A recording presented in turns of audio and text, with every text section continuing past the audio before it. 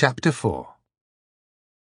Mr. Croup and Mr. Vandemar had set up their home in the cellar of a Victorian hospital closed down 10 years earlier because of National Health Service budget cutbacks. The property developers, who had announced their intention of turning the hospital into an unparalleled block of unique luxury living accommodations, had faded away as soon as the hospital had been closed, and so it stood there, year after year, grey and empty and unwanted, its windows boarded up, its doors padlocked shut. The roof was rotten, and rain dripped through the empty hospital's interior, spreading damp and decay through the building. The hospital was ranged around a central well, which let in a certain amount of grey and unfriendly light. The basement world, beneath the empty hospital wards, comprised more than 100 tiny rooms, some of them empty, others containing abandoned hospital supplies. One room contained a squat, giant metal furnace, while the next room housed the blocked and waterless toilets and showers. Most of the basement floors were covered with a thin layer of oily rainwater, which reflected the darkness and the decay back toward the rotting ceilings. If you were to walk down the hospital steps, as far down as you could go, through the abandoned shower rooms, past the staff toilets, past a room filled with broken glass, where the ceiling had collapsed entirely, leaving it open to the stairwell above, you would reach a small, rusting iron staircase, from which the once white paint was peeling in long, damp strips. And if you went down the staircase, and traversed the marshy place at the bottom of the steps, and pushed your way through a half-decayed wooden door, you would find yourself in the sub-cellar, a huge room in which 120 years of hospital waste had accumulated, been abandoned, and eventually forgotten. And it was here that Mr. Croup and Mr. Vandemar had, for the present, made their home. The walls were damp, and water dripped from the ceiling. Odd things mouldered in corners. Some of them had once been alive. Mr. Croup and Mr. Vandemar were killing time. Mr. Vandemar had obtained from somewhere a centipede, a reddish-orange creature almost 8 inches long with vicious, poisonous fangs, and was letting it run over his hands, watching it as it twined between his fingers, vanished up one sleeve, appeared a minute later out of the other. Mr. Croup was playing with razor blades. He had found a whole box of 50-year-old razor blades, wrapped in glassine paper, in a corner, and had been trying to think of things to do with them. "If I might have your attention, Mr. Vandemar," he said at length, "pipe your beady eyes on this." Mr. Vandemar held the centipede's head delicately, between a huge thumb and a massive forefinger, to stop it wriggling, and looked at Mr. Croup. Mr. Croup put his left hand against a wall, fingers spread. He took 5 razor blades in his right hand, took careful aim, and threw them at the wall. Each blade stuck into the wall, between Mr. Croup's fingers. It was like a top knife-thrower's act in miniature. Mr. Croup took his hand away, leaving the blades in the wall outlining the place his fingers had been, and he turned to his partner for approval. Mr. Vandemar was unimpressed. "What's so clever about that, then?" he asked. "You didn't even hit one finger." Mr. Croup sighed. "I didn't," he said. "Well, slit my gullet, you're right. How could I have been such a ninny?" He pulled the razor blades out of the wall, one by one, and dropped them onto the wooden table. "Why don't you show me how it should have been done?" Mr. Vandemar nodded. He put his centipede back into its empty marmalade jar. Then he put his left hand against the wall. He raised his right arm. His knife, wicked and sharp and perfectly weighted, was in his right hand. He narrowed his eyes and he threw. The knife flew through the air, like an extremely large and sharp knife flying through the air very fast indeed. It thudded into the damp plaster wall, blade first, the blade having first hit and penetrated the back of Mr. Vandemar's hand on its way. A telephone began to ring. Mr. Vandemar looked around, satisfied, with the knife still through his hand. "That's how it's done," he said. There was an old telephone in the corner of the room. An antique, two-part telephone, unused in the hospital since the 1920s, made of wood and bakelite. Mr. Croup picked up the earpiece, which was on a long cloth-wrapped cord, and spoke into the mouthpiece, which was attached to the base.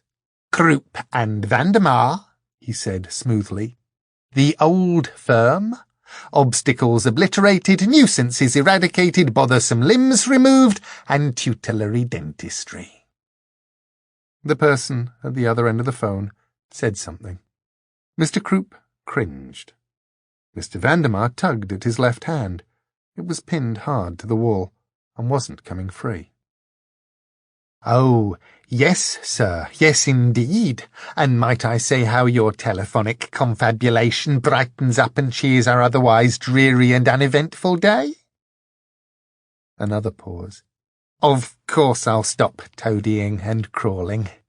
Delighted to. An honour. And what do we know? Well, we know that—" An interruption. He picked his nose, reflectively, patiently. Then, "No, we don't know where she is at this precise moment. But we don't have to. She'll be at the market tonight, and—" His mouth tightened, and "We have no intention of violating their market truce, or of waiting till she has left the market and scrobbling her."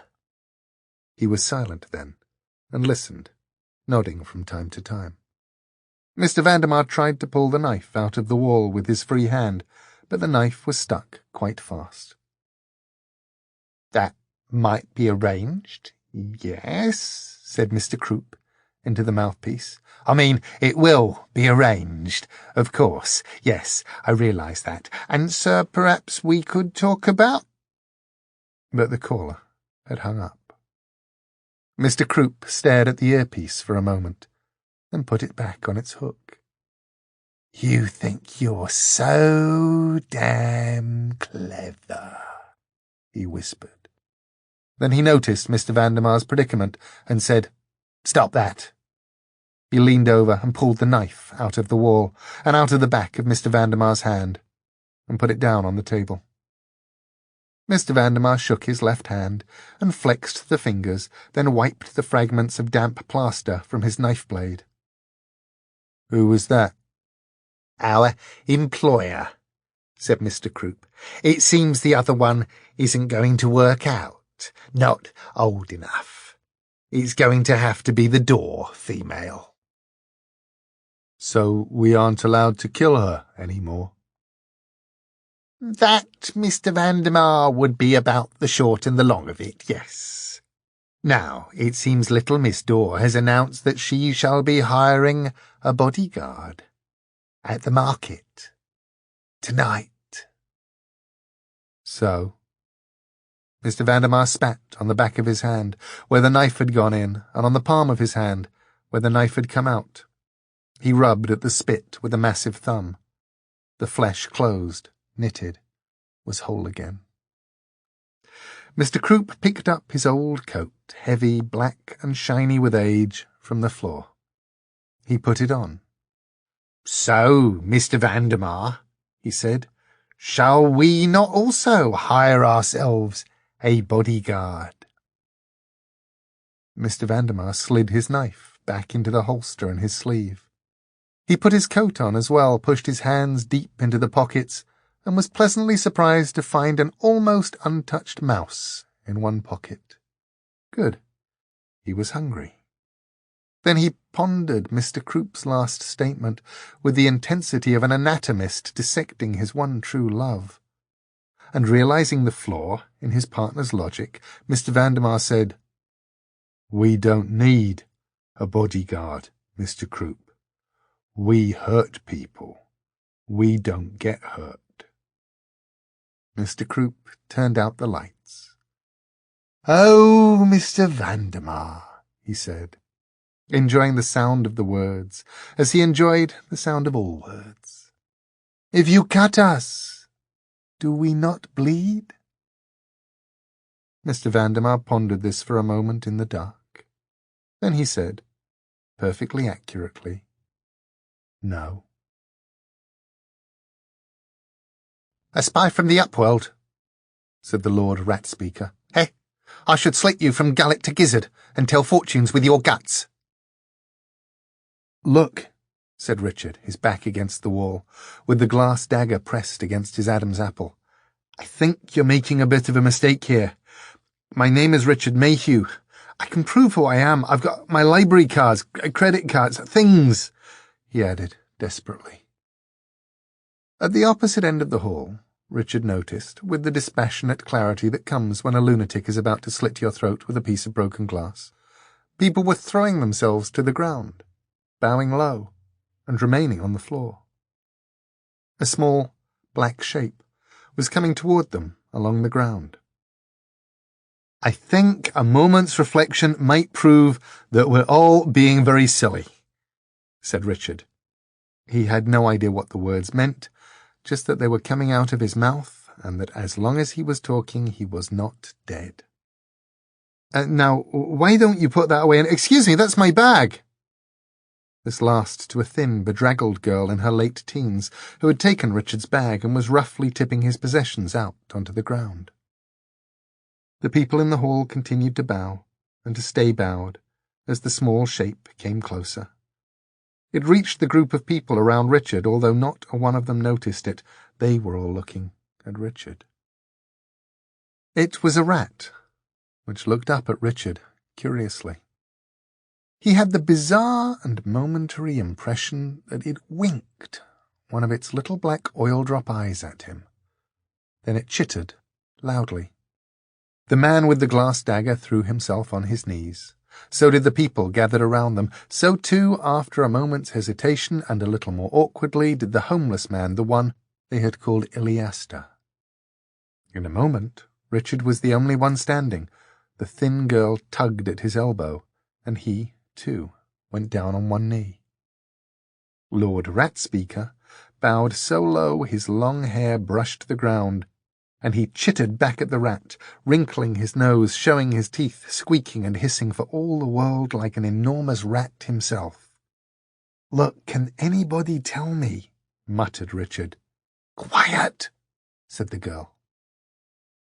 The rat stepped, a little disdainfully, it seemed, into the Lord Rat-Speaker's grubby hand, and the man held it respectfully up in front of Richard's face. It waved its tail languidly as it inspected Richard's features. "This is Master Longtail of the Clan Grey," said the Lord Rat-Speaker. "He says you look exceeding familiar. He wants to know if he's met you afore." Richard looked at the rat. The rat looked at Richard. "I suppose it's possible," he admitted. "He says he was discharging an obligation to the Marquis de Carabas." Richard stared at the animal more closely. "It's that rat? Oh yes, we've met. Actually, I threw the TV remote control at it." Some of the people standing round looked shocked. The thin girl actually squeaked. Richard hardly noticed them. At least something was familiar in this madness. "Hello, Ratty," he said. "Good to see you again. Do you know where Dor is?" "Ratty?" said the girl, in something between a squeak and a horrified swallow. She had a large, water-stained red button pinned to her ragged clothes, of the sort that comes attached to birthday cards. It said, in yellow letters, "I am 11. Lord Rat-Speaker waved his glass dagger admonishingly at Richard. "You must not address Master Longtail save through me," he said. The rat squeaked an order. The man's face fell. "Him?" he said, looking at Richard disdainfully. "Look, I can't spare a soul. How about if I simply slice his throat and send him down to the sewer folk?" The rat chittered once more, decisively. and then leapt from the man's shoulder onto the ground and vanished into one of the many holes that lined the walls. The Lord Rat-Speaker stood up. 100 eyes were fixed on him. He turned back to the hall and looked at his subjects crouched beside their greasy fires. "I don't know what you lot are all looking at," he shouted. "Who's turning the spits, hey? You want the grub to burn? There's nothing to see. Go on, get away with the lot of you." Richard stood up nervously. His left leg had gone numb, and he rubbed life into it as it prickled with pins and needles. Lord Rat-Speaker looked at Iliaster. "He's got to be taken to the market. Master Longtail's orders." Iliaster shook his head and spat onto the ground. "Well, I'm not taking him," he said. "More than my life's worth, that journey. You Rat-Speakers have always been good to me, but I can't go back there. You know that." The Lord Rat-Speaker nodded. He put his dagger away in the furs of his robe, and he smiled at Richard with yellow teeth. "You don't know how lucky you were just then," he said. Yes, I do," said Richard. "I really do." "No," said the man. "You don't. You really don't."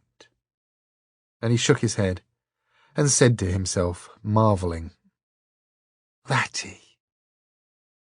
The Lord Rat-Speaker took Iliaster by the arm, and the two of them walked a little way out of earshot and began to talk, darting looks back at Richard as they did so. The thin girl was gulping down one of Richard's bananas, in what was, Richard reflected, the least erotic display of banana eating he had ever seen.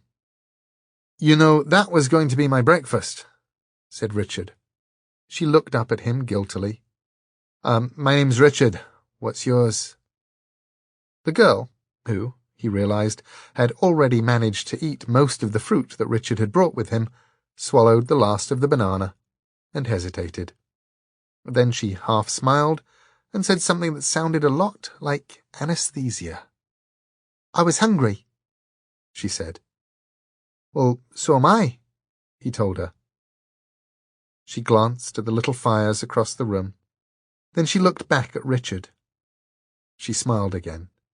"Do you like cat?" she said. "Yes," said Richard. "I quite like cats." Anesthesia looked relieved. "Thigh?" she asked. "Or breast?"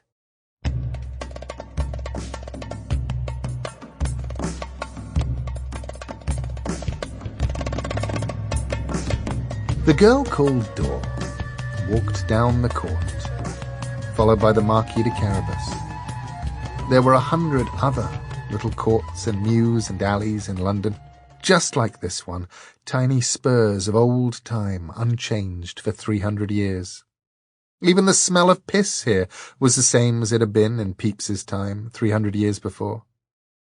There was still an hour until dawn, but the sky was beginning to lighten, turning a stark leaden colour. Strands of mist hung like livid ghosts on the air. The door was roughly boarded up, and covered with stained posters for forgotten bands and long-closed night spots. The two of them stopped in front of it, and the Marquis eyed it, all boards and nails and posters, and he appeared unimpressed.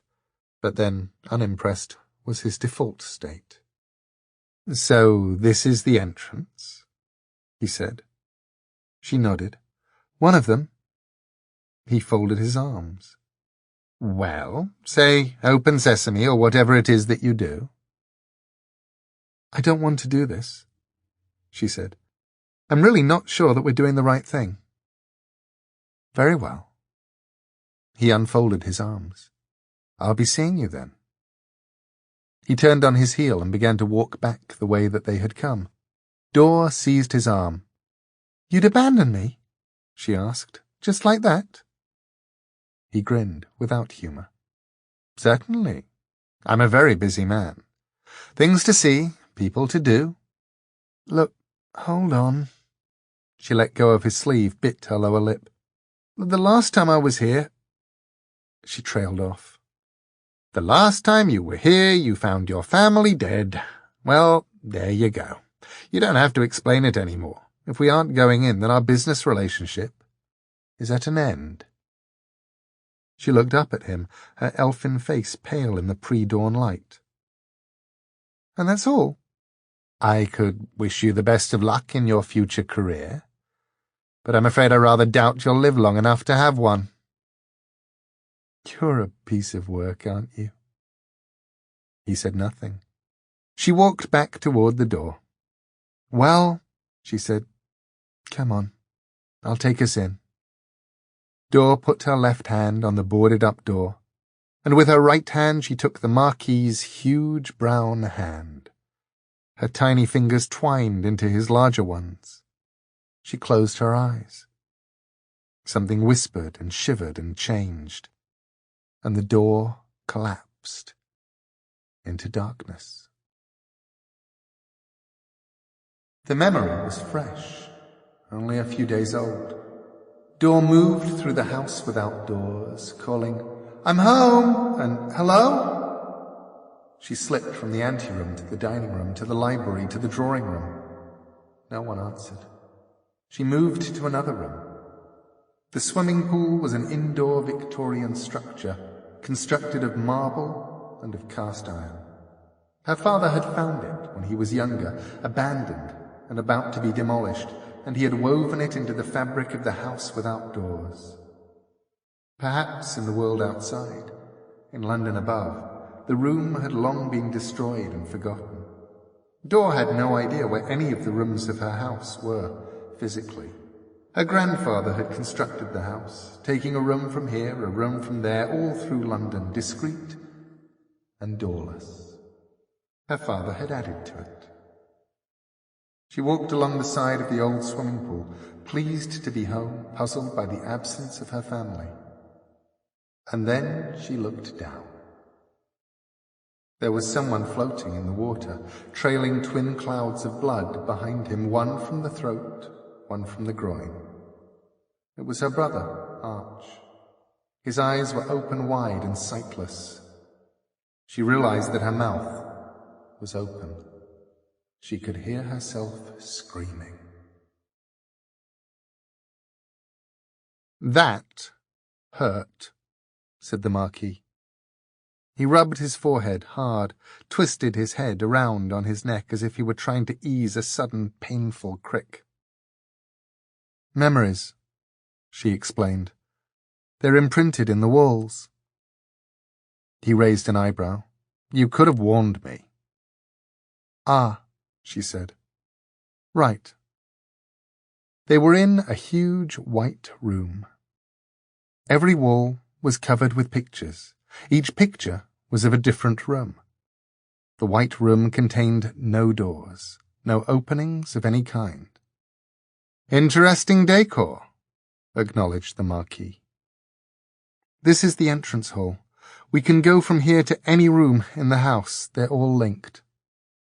And where are the other rooms located? She shook her head. I don't know.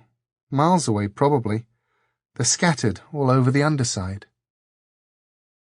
The Marquis had managed to cover the whole room in a series of impatient strides. Quite remarkable. An associative house, every room of which is located somewhere else. So imaginative. Your grandfather was a man of vision, Dor. I never knew him. She swallowed, then continued, talking to herself as much as to him. We should have been safe here. Nobody should have been able to hurt us. Only my family could move around it. Let's hope your father's journal gives us some clues, he said. Where do we start looking? Dor shrugged. You're certain he kept a journal? He pressed. She nodded. He used to go into his study and private the links until he'd finished dictating. Well, we'll start in the study then. But I looked there, I did, I looked there, when I was cleaning up the body. And she began to cry, in low, raging sobs that sounded like they were being tugged from inside her. There, said the Marquis de Carabas, awkwardly, patting her shoulder. And he added for good measure, "There." He did not comfort well. Dora's odd-coloured eyes were filled with tears. Can you just give me a sec? I'll be fine." He nodded and walked to the far end of the room. When he looked back, she was still standing there, on her own, silhouetted in the white entrance chamber filled with pictures of rooms, and she was hugging herself and shuddering and crying like a little girl. Richard was still upset about the loss of his bag. The Lord Rat Speaker remained unmoved. He stated baldly that the rat, Master Longtail, had said nothing at all about returning Richard's things, just that he was to be taken to market. Then he told Anesthesia that she was taking the Upworlder to the market and that, yes, it was an order, and to stop snivelling and to get a move on. He told Richard that if he, Lord Rat Speaker, ever saw him, Richard, again, then he, Richard, would be in a great deal of trouble. He reiterated that Richard did not know how lucky he was, and, ignoring Richard's request that he return Richard's stuff, or at least the wallet, he led them to a door and locked it behind them. Richard and Anesthesia walked into the darkness, side by side. She carried an improvised lamp, made of a candle, a tin, some wire, and a wide-mouthed glass lemonade bottle. Richard was surprised how quickly his eyes became used to the near darkness.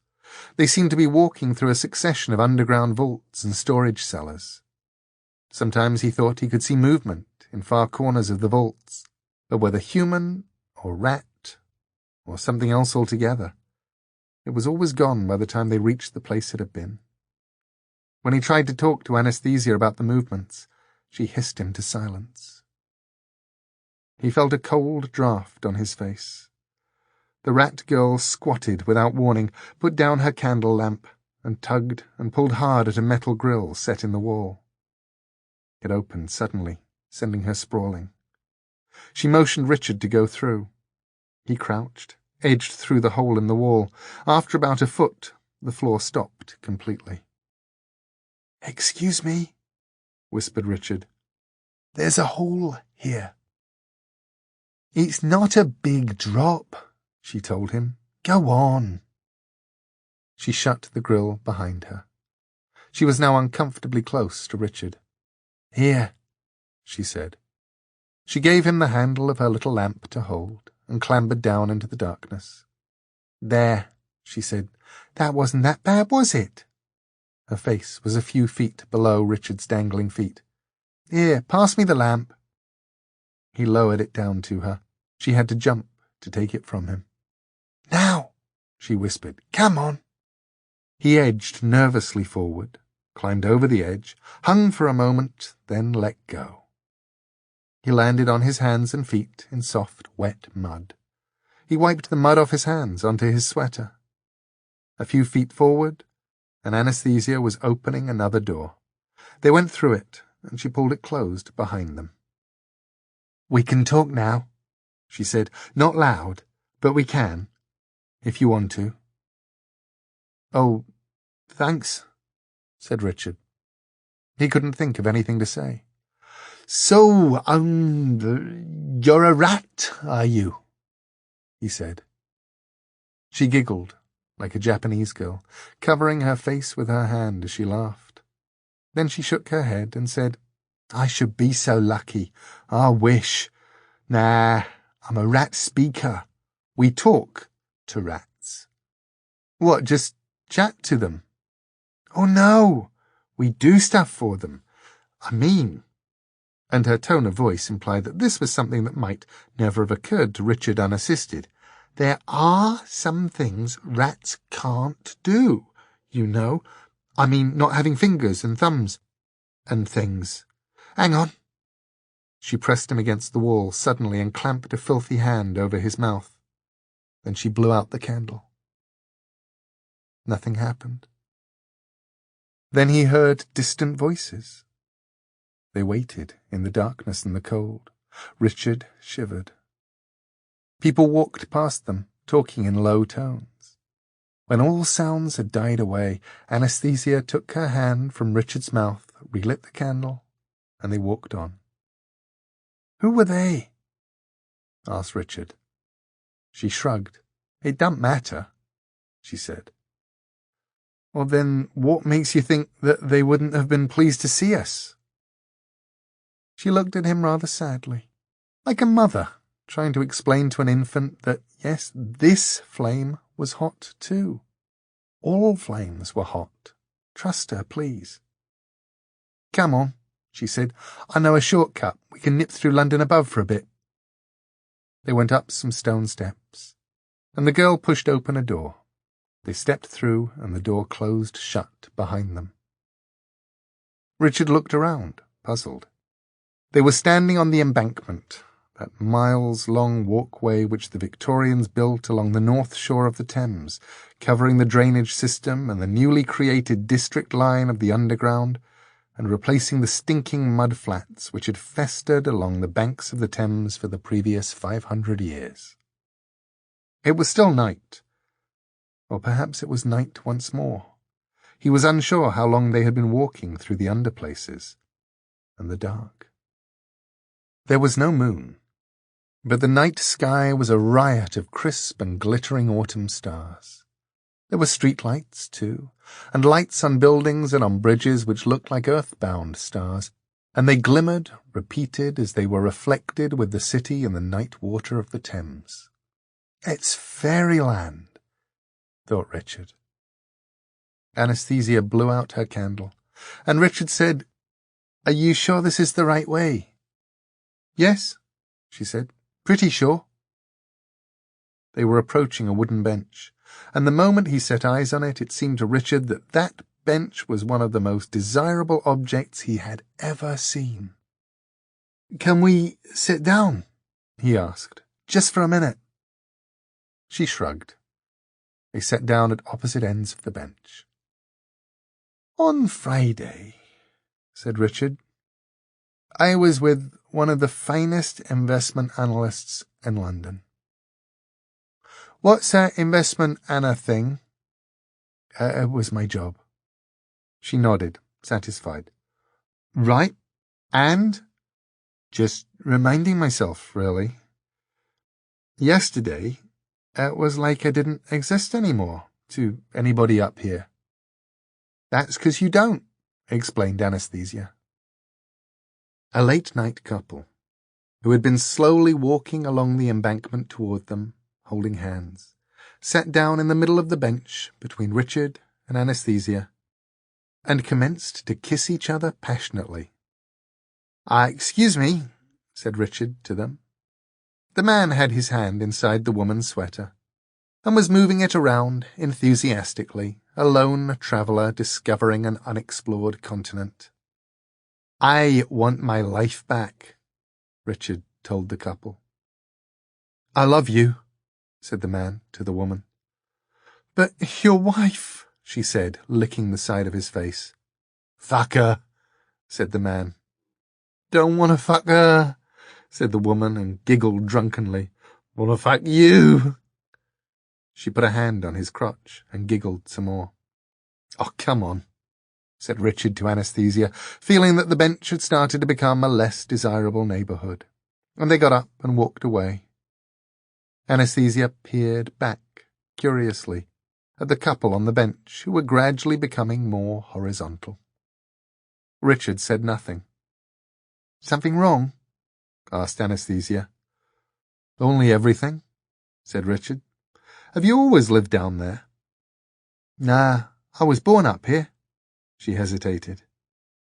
"You don't want to hear about me." Richard realized, almost surprised, that he really did. "I do. Really." She fingered the rough quartz beads that hung in a necklace around her neck, and she swallowed. "There was me and Mum and the twins," she said, and then she stopped talking, her mouth clamped shut. "Go on," said Richard. "It's all right. Really it is. Honest." The girl nodded. She took a deep breath, and then she began to talk without looking at him as she talked, her eyes fixed on the ground ahead of her. "Well, Mum had me and my sisters, but she got a bit funny in the head. One day I got home from school and she was crying, and she didn't have any clothes on, and she was breaking stuff. Plates and stuff. But she never hurt us. She never did. A lady from the social services came and took the twins away, and I had to go and stay with my aunt. She was living with this bloke. I didn't like him. And when she was out of the house—" The girl paused. She was quiet for so long that Richard wondered if she had finished. Then she began once more. "Anyway, he used to hurt me. Do other stuff. In the end I told my aunt, and she started hitting me, said I was lying, said she'd have the police on me. But I wasn't lying, so I ran away. It was my birthday." They had reached the Albert Bridge, a kitsch monument spanning the Thames, joining Battersea to the south with the Chelsea end of the embankment. A fairy-tale bridge hung with thousands of tiny white lights. "I didn't have anywhere to go, and it was so cold," said Anastasia, and she stopped again. "I slept on the streets. I'd sleep in the day when it was a bit warmer and walk round at night just to keep moving. I was only 11, stealing bread and milk off people's doorsteps to eat. Hated doing that, so I started hanging around the street markets, taking the rotten apples and oranges and things people threw away. And then I got really sick. I was living under a flyover in Notting Hill. When I come to, I was in London below. The rats had found me." "Have you ever tried to return to all this? Quiet, warm, inhabited houses, late-night cars, the real world?" She shook her head. "All fire burns, little baby. You'll learn. You can't. It's one or the other. Nobody ever gets both." "I'm sorry," said Dor, hesitantly. Her eyes were red, and she looked as if she had been vigorously blowing her nose and scrubbing her tears from her eyes and cheeks. The Marquis, who had been amusing himself, playing a game of knucklebones with some old coins and bones he kept in one of the many pockets of his coat, looked up at her coldly. "Indeed?" She bit her lower lip. "No, not really. I'm not sorry. I've been running and hiding and running so hard that this was the first chance I've really had to—" She stopped. The Marquis swept up the coins and the bones and returned them to their pocket. "After you," he said. He followed her back to the wall of pictures. She put one hand on the painting of her father's study and took the Marquis's large black hand with the other. Reality twisted. They were in the conservatory, watering the plants. First, Portia would water a plant, directing the flow of the water toward the soil at the base of the plant, avoiding the leaves and the blossoms. "Water the shoes," she said to her youngest daughter, "not the clothes." Ingress had her own little watering can. She was so proud of it. It was just like her mother's, made of steel, painted bright green. As her mother finished with a plant, Ingress would water it with her tiny watering can. "On the shoes," she told her mother. She began laughing then, spontaneous little girl laughter. And her mother laughed too, until foxy Mr. Croup pulled her hair back hard and sudden and cut her white throat from ear to ear. "Hello, Daddy," said Dor, quietly. She touched the bust of her father with her fingers, stroking the side of his face. A thin, ascetic man, almost bald. Caesar as Prospero, thought the Marquis de Carabas. He felt a little sick. That last image had hurt. Still, he was in Lord Portico's study. That was a first. The Marquis took in the room, eyes sliding from detail to detail. The stuffed crocodile hanging from the ceiling, the leather-bound books, an astrolabe, convex and concave mirrors, odd scientific instruments. There were maps on the walls of lands and cities de Caribus had never heard of, a desk covered in handwritten correspondence. The white wall behind the desk was marred by a reddish-brown stain. There was a small portrait of Dor's family on the desk. The Marquis stared at it. Your mother and your sister, your father and your brothers, all dead. How did you escape? He asked. She lowered her hand. I was lucky. I'd gone off exploring for a few days. Did you know there are still some Roman soldiers camped out by the Kilburn River? The Marquis had not known this, which irritated him. How many? She shrugged. A few dozen. They were deserters from the 19th Legion, I think. My Latin's a bit patchy. Anyway, when I got back here... She paused, swallowed, her opal-coloured eyes brimming with tears. Pull yourself together, said the Marquis shortly. We need your father's journal, and we have to find out who did this. She frowned at him. We know who did this. It was Krupp and Vandemar. He opened a hand, waggled his fingers as he spoke. They're arms, hands, fingers. There's a head that ordered it, that wants you dead, too. Those two don't come cheap. He looked around the cluttered office. His journal? Said the Marquis. It's not here, she said. I told you. I looked. I was under the misapprehension that your family was skilled in locating doors, both obvious and otherwise. She glowered at him. Then she closed her eyes and put her finger and thumb on each side of the bridge of her nose. Meanwhile the Marquis examined the objects on Lord Portico's desk. An inkwell, a chess piece, a bone die, a gold pocket watch, several quill feathers, and... Interesting. It was a small statue of a boar, or a crouching bear, or perhaps a bull. It was hard to tell. It was the size of a large chess piece, and had been roughly carved out of black obsidian. It reminded him of something, but of what he could not say. He picked it up casually, turned it over, curled his fingers around it. Dor lowered her hand from her face. She looked puzzled and confused. What's the matter? He asked. It is here, she said, simply. She began to walk through the study, head turning first to one side and then to the other.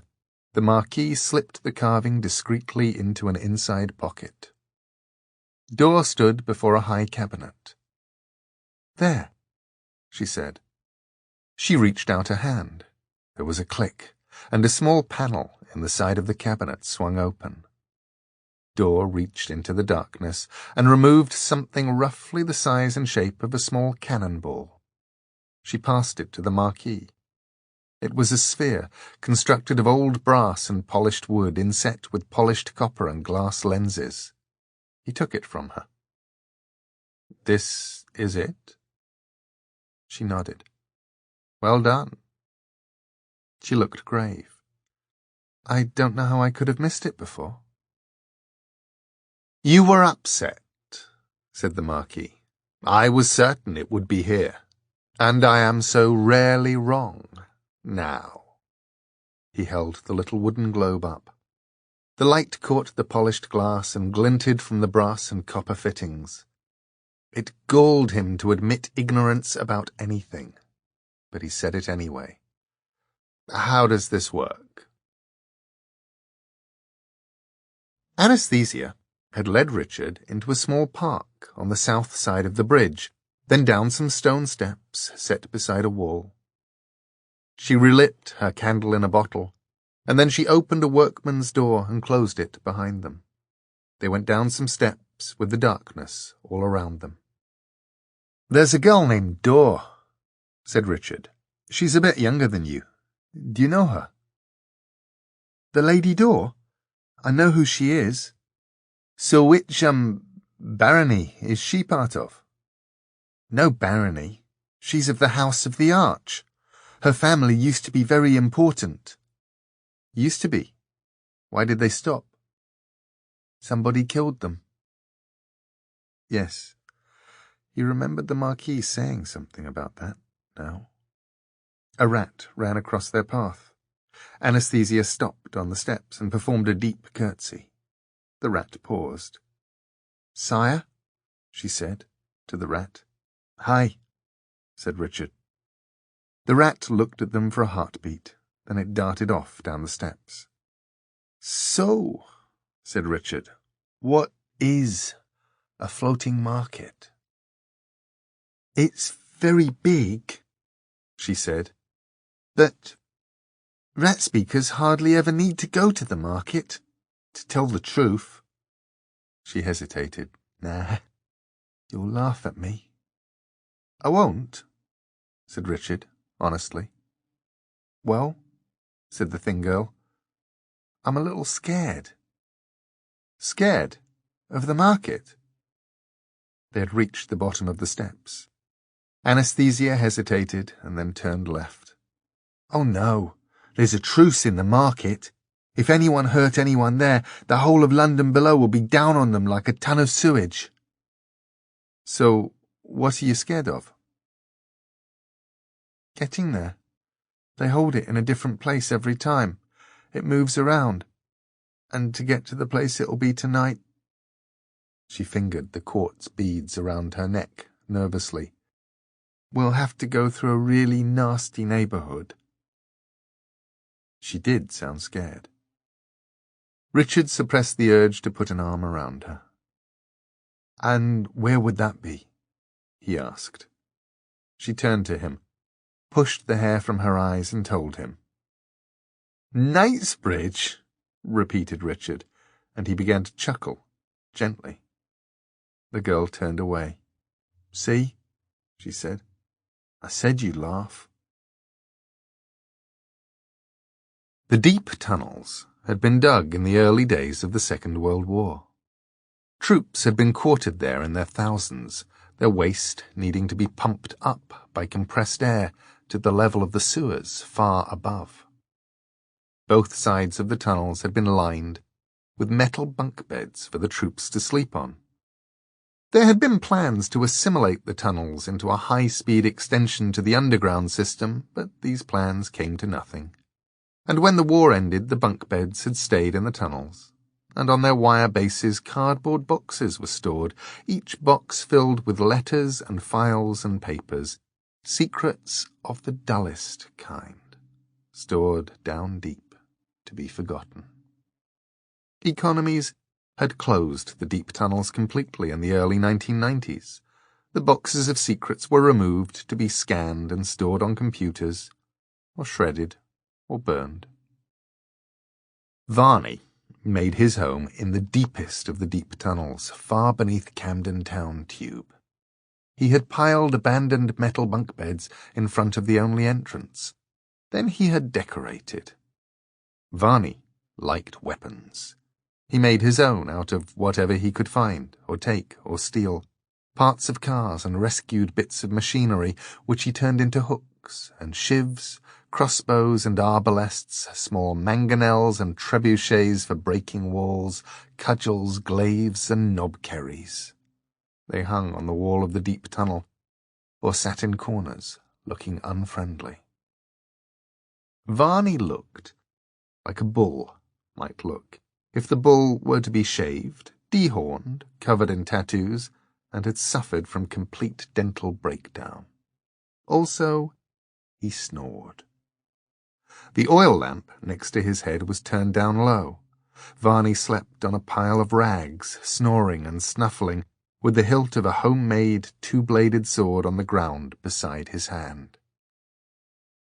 A hand turned up the oil lamp.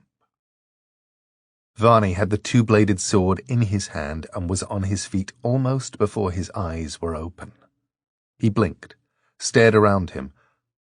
There was no one there. Nothing had disturbed the pile of bunk beds blocking the door. He began to lower the sword. A voice said, "Psst!" "Huh?" said Varney. "Surprise!" said Mr. Croup, stepping into the light. Varney took a step back. A mistake. There was a knife at his temple, the point of the blade next to his eye. "Further movements are not recommended," said Mr. Croup, helpfully. "Mr. Vandemar might have a little accident with his old toad sticker. Most accidents do occur in the home. Is that not so, Mr. Vandemar?" "I don't trust statistics," said Mr. Vandemar's blank voice. A gloved hand reached down from behind Varney, crushed his sword, and dropped the twisted thing to the floor. "How are you, Varney?" asked Mr. Croup. "Well, we trust. Yes, in fine form, fetlock and fettle for the market tonight? Do you know who we are?" Varney did the nearest thing he could to a nod that didn't actually involve moving any muscles. He knew who Croup and Vandemar were. His eyes were searching the walls. Yes, there, the Morning Star, a spiked wooden ball studded with nails on a chain in the far corner of the room. "There is talk that a certain young lady will be auditioning bodyguards this evening. Had you thought of trying out for the task?" Mr. Croup picked at his tombstone teeth. "Enunciate clearly." Varney picked up the Morning Star with his mind. It was his knack. Gentle now, slowly. He edged it off the hook and pulled it up toward the top of the tunnel arch. With his mouth, he said, "Varney's the best bravo and guard in the underside. They say I'm the best since Hunter's Day." Varney mentally positioned the Morning Star in the shadows above and behind Mr. Croup's head. He would crush Croup's skull first, then he'd take Vandemar. The Morning Star plunged towards Mr. Croup's head. Varney flung himself down, away from the knife blade at his eye. Mr. Croup did not look up. He did not turn. He simply moved his head obscenely fast, and the Morning Star crashed past him into the floor, where it threw up chips of brick and concrete. Mr. Vandemar picked Varney up with one hand. "Hurt him?" he asked his partner. Mr. Croup shook his head. "Not yet." And to Varney he said, "Not bad. So, best bravo and guard, we want you to get yourself to the market tonight. We want you to do whatever you have to become that certain young lady's personal bodyguard. Then when you get the job, one thing you don't forget. You may guard her from the rest of the world, but when we want her, we take her. Got it?" Varney ran his tongue over the wreck of his teeth. "Are you bribing me?" he asked. Mr. Vandemar had picked up the Morning Star. He was pulling the chain apart with his free hand, link by link, and dropping the bits of twisted metal onto the floor. Chink. "No," said Mr. Vandemar. Chink. "We're intimidating you." Chink. "And if you don't do what Mr. Croup says, we're—" Chink. "Hurting you." Chink. "Very badly before we're—" Chink. "Killing you. Even badlier." "Ah," said Varney. "Then I'm working for you, aren't I?" "Yes, you are," said Mr. Croup. "I'm afraid we don't have any redeeming features." "That doesn't bother me," said Varney. "Good," said Mr. Croup. "Welcome aboard." It was a large but elegant mechanism built of polished walnut and oak, of brass and glass, copper and mirrors, and carved and inlaid ivory, of quartz prisms and brass gears and springs and cogs. The whole thing was rather larger than a widescreen television, although the actual screen itself was no more than 6 inches across. A magnifying lens placed across it increased the size of the picture. There was a large brass horn, like an ear trumpet, coming out of the side, the kind you could find on an antique gramophone. The whole mechanism looked rather like a combined television and video player might look, if it had been invented and built 300 years ago by Sir Isaac Newton, which was, more or less, exactly what it was. "Watch," said Dor. She placed the wooden ball onto a platform.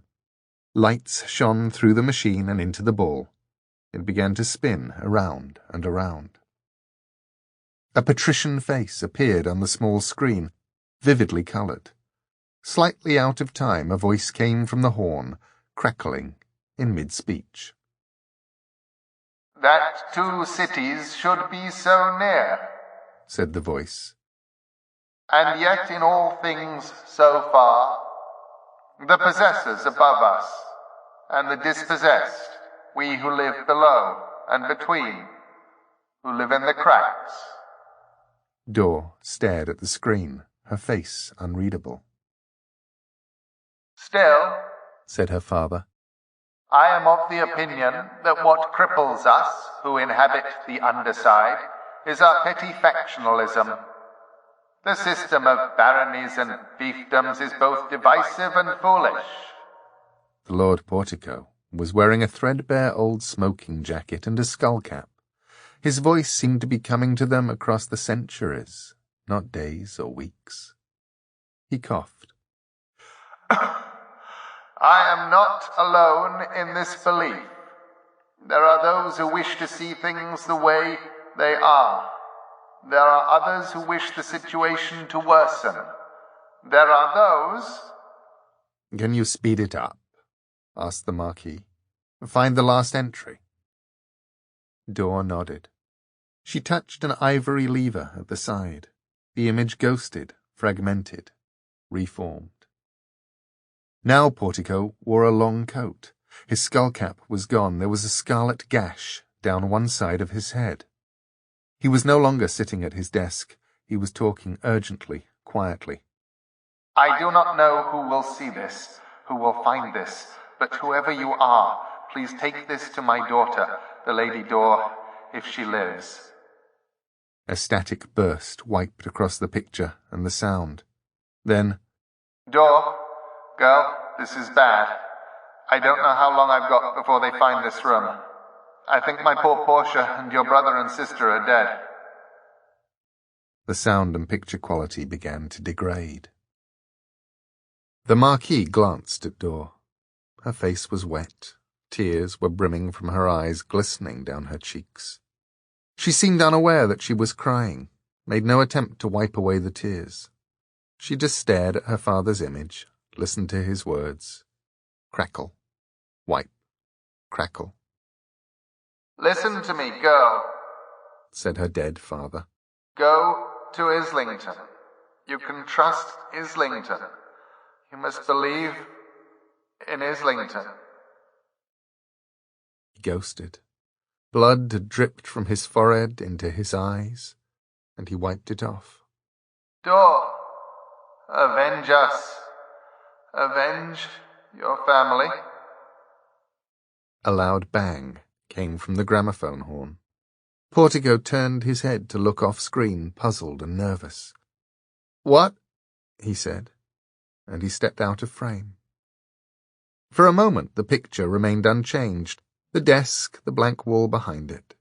Then an arc of vivid blood splashed across the wall. Dor flicked a lever on the side, blanking the screen, and she turned away. "Here." The Marquis passed her a handkerchief. "Thanks." She wiped her face, blew her nose vigorously, then she stared into space. Eventually, she said, "Islington." "I've never had any dealings with Islington," said the Marquis. "I thought it was just a legend," she said. "Not at all." He reached across the desk, picked up the gold pocket watch, thumbed it open. "Nice workmanship," he observed. She nodded. "It was my father's." He closed the cover with a click.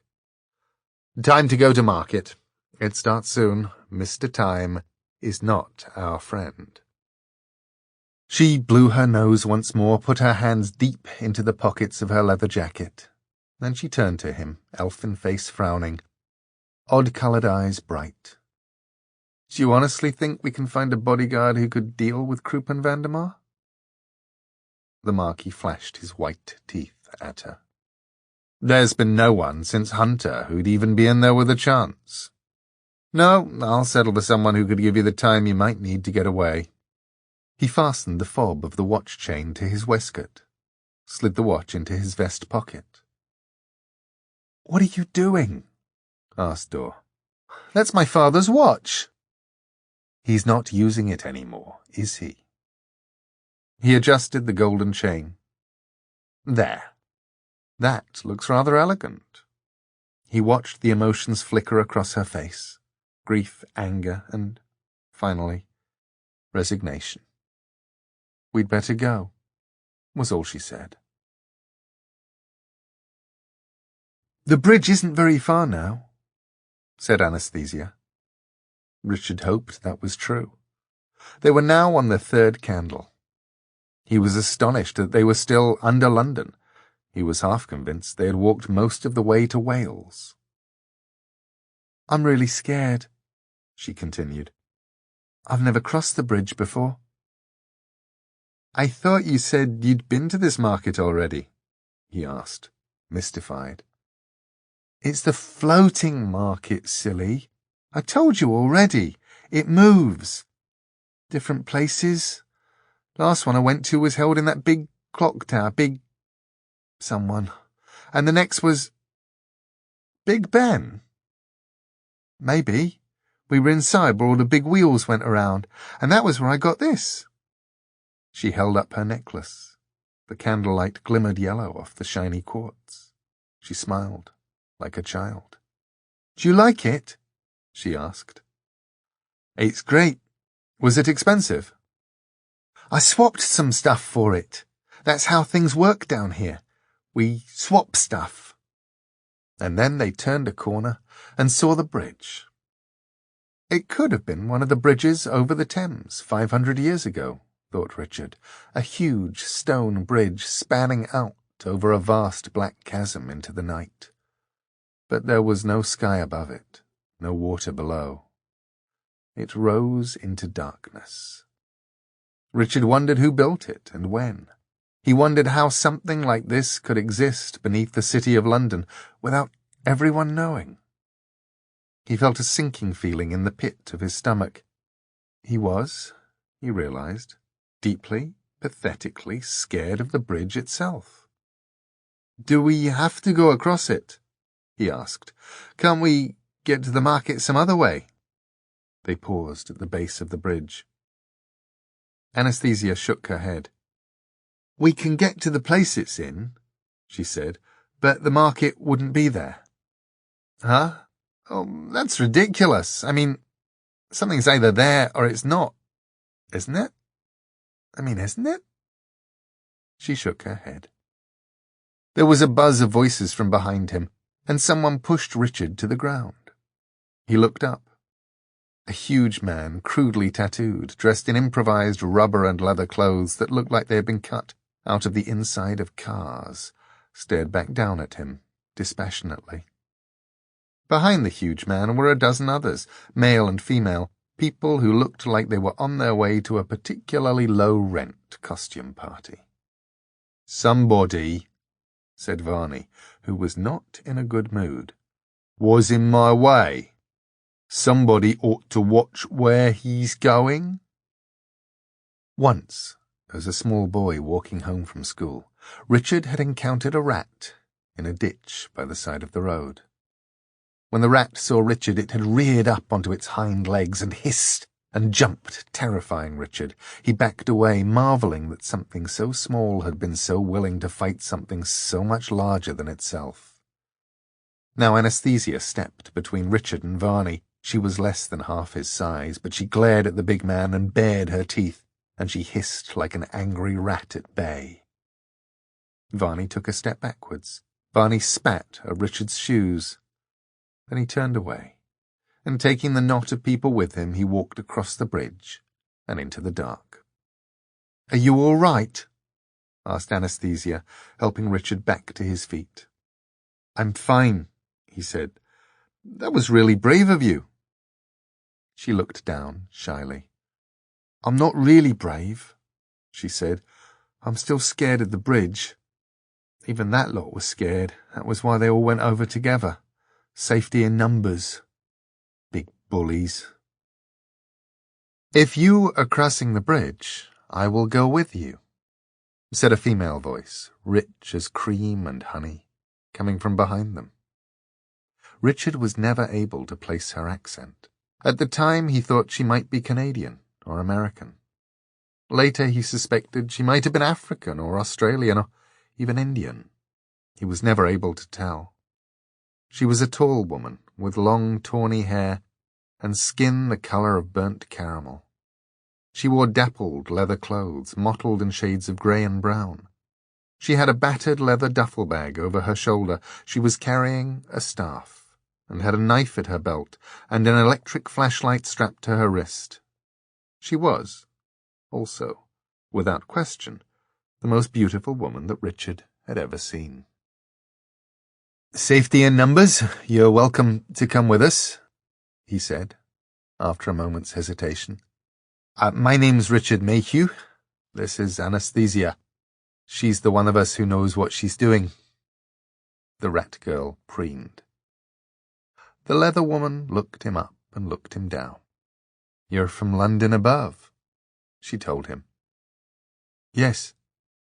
"Travelling with a rat speaker. My word." "I'm his guardian," said Anastasia truculently. "Who are you? Who do you owe fealty to?" The woman smiled. "I owe no man fealty, rat girl." "Have either of you crossed Knight's Bridge before?" Anastasia shook her head. "Well," said the woman, "isn't this going to be fun?" They walked toward the bridge. Anastasia handed Richard her candle lamp. "Here," she said. "Thanks." Richard looked at the woman in leather. "Is there anything, really, to be scared of?" "Only the night on the bridge," she said. "The kind in armour?" "The kind that comes when day is over." Anastasia's hand sought Richard's. He held it tightly. She smiled at him, squeezed his hand. And then they set foot on Knight's Bridge, and Richard began to understand darkness. Darkness as something solid and real, so much more than a simple absence of light. He felt it touch his skin, questing, moving, exploring, gliding through his mind. It slipped into his lungs, behind his eyes, into his mouth. With each step they took, the light of the candle became dimmer. He realized the same thing was happening to the leather woman's flashlight. It felt not so much as if the lights were being turned down, but as if the darkness were being turned up. Richard blinked and opened his eyes on nothing. Nothing but darkness, complete and utter. Sounds. A rustling, a squirming. Richard blinked, blinded by the night. The sounds were nastier, hungrier. Richard imagined he could hear voices, a horde of huge, misshapen trolls, beneath the bridge. Something slithered past them in the dark. "What's that?" squeaked Anastasia. Her hand was shaking in his. "Hush," whispered the woman. "Don't attract its attention." "What's happening?" whispered Richard. "Darkness is happening," said the leather woman, very quietly. Night is happening. All the nightmares that have come out when the sun goes down since the cave times, when we huddle together in fear for safety and for warmth, are happening. Now, she told them, now is the time to be afraid of the dark. Richard knew that something was about to creep over his face. He closed his eyes. It made no difference to what he saw or felt. The night was complete. It was then that the hallucinations started.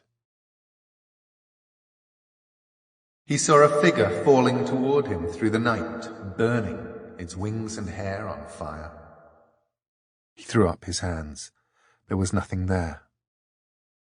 Jessica looked at him with contempt in her eyes. He wanted to shout to her, tell her he was sorry. Place one foot after another.